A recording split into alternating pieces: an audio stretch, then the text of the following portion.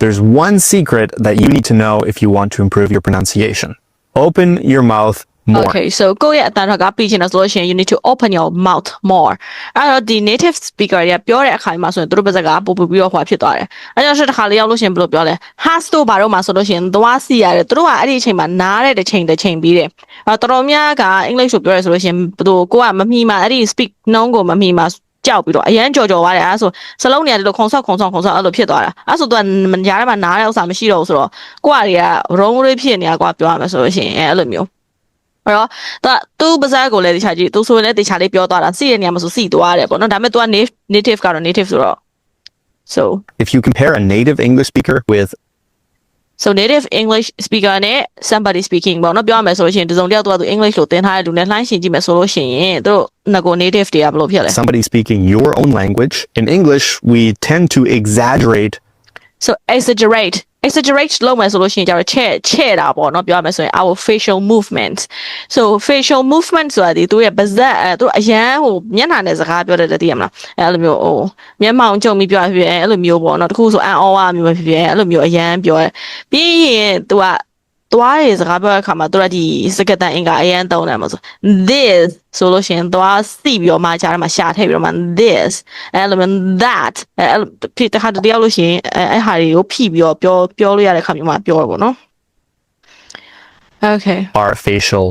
movements. Watch how the speaker moves their mouth. How are they moving their jaw? How are they Okay so their jaw နော် their jaw line ဘယ်လိုမျိုးလှုပ်ရှားလဲ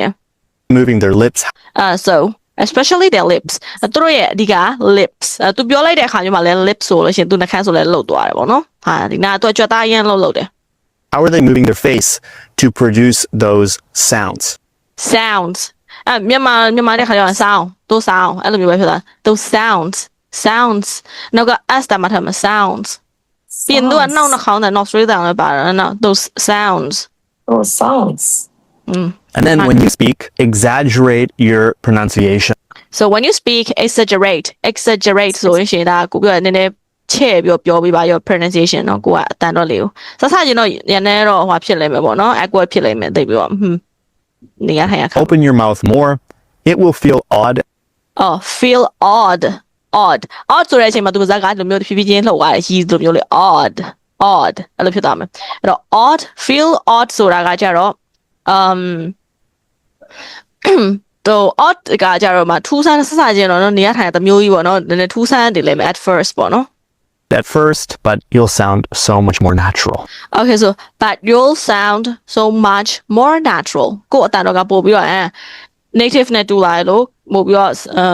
တဘာဝကြလာလို့ခံစားရလိမ့်မယ်နော်ကို accent ကြီးပြောရမယ်ဆိုတော့မြန်မာတိုင်းလွှမ်းနေရတယ်စားလို့ရှိရင်မြန်မာတိုင်းလွှမ်းတာအကြောင်းတော့မဟုတ်ပါဘူးဒါပေမဲ့တချို့ကတော့အဲ့လိုမျိုးတွေသိမကြိုက်ဘူးလေနော်အဲ့တော့ကိုက practice လုပ်နိုင်တယ်လို့မျိုးအတန်တော့ကပို့ပြီးတော့ကောင်းလာလိမ့်မယ်